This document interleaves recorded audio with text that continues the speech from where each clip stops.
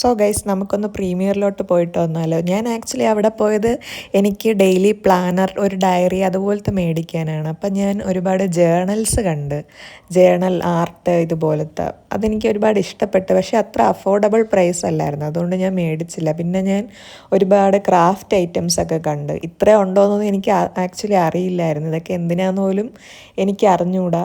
പക്ഷേ എനിക്ക് ഭയങ്കര ഇഷ്ടപ്പെട്ടു. ഇത്രയും സാധനങ്ങൾ, ഇതൊക്കെ ക്രാഫ്റ്റിന് ചെയ്യാമല്ലോ, ഇനി മേടിക്കാമല്ലോ, ക്രാഫ്റ്റൊക്കെ ഒന്ന് ചെയ്ത് തുടങ്ങിയാലോ എന്നൊക്കെ. ആ കിളിക്കൂടൊക്കെ എന്താന്ന് പോലും എനിക്ക് സത്യം പറഞ്ഞാൽ മനസ്സിലായില്ല. പിന്നെ അയ്യോ ഇതൊക്കെ ഉണ്ടോ, ഈ സാൻഡിൻ്റെ അകത്തെ സാൻഡൊക്കെ ഇട്ട് ഗിഫ്റ്റ് കൊടുക്കണ ഞാൻ കണ്ടിട്ടുണ്ട്. അപ്പം ഞാൻ ഇതിലൊക്കെയാണല്ലോ നമുക്കൊക്കെ ഇതുപോലെ മേടിച്ച് ഗിഫ്റ്റൊക്കെ സ്വന്തമായിട്ട് ഉണ്ടാക്കി കൊടുക്കാമല്ലോ എന്നൊക്കെ ഞാൻ വിചാരിച്ച്. ആക്ച്വലി എനിക്ക് ക്രാഫ്റ്റൊക്കെ ചെയ്യാൻ ഭയങ്കര ഇഷ്ടമാണ്. അപ്പോൾ ഇവിടെ ഇത്രയും കണ്ടപ്പോൾ എനിക്ക് ഒരു ഐഡിയ കിട്ടിയില്ല എന്താണ് ഉണ്ടാക്കേണ്ടതെന്നൊന്നും. ഞാൻ വിചാരിക്കുന്ന ഇപ്പം ഇത്രയും കണ്ട സ്ഥിതിക്ക് യൂട്യൂബിലൊക്കെ നോക്കി എന്തെങ്കിലുമൊക്കെ ഉണ്ടാക്കാമെന്ന്. കാരണം അത്രയും ഐറ്റംസ് ഇവിടെ ഉണ്ട്.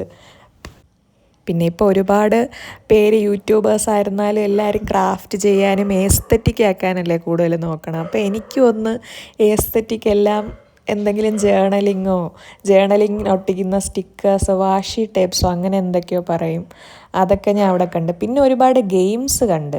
ഞാൻ നെവർ ഹാവ് ഐ എവറിൻ്റെയൊക്കെ കാർഡ് ഞാൻ ഫസ്റ്റ് ടൈമാണ് കാണുന്നത്. അപ്പം നമുക്ക് എന്തൊക്കെയാണ് മേടിച്ചതെന്ന് നോക്കാം. ഞാൻ കുറച്ച് പൈപ്പ് ക്ലീനർ മേടിച്ചിട്ടുണ്ട്. ഇതിൻ്റെ പേരെന്താ ഇങ്ങനെയെന്ന് എനിക്ക് ഇതുവരെ മനസ്സിലായിട്ടില്ല, പൈപ്പ് ക്ലീനർ. പിന്നെ ഞാൻ കുറച്ച് അക്രിലിക് കളേഴ്സും, ഇതാണ് ഞാൻ പറഞ്ഞ ഡയറി. ഇത്രയാണ് ഞാൻ വാങ്ങിച്ചത്. അപ്പം ബൈ ബൈ.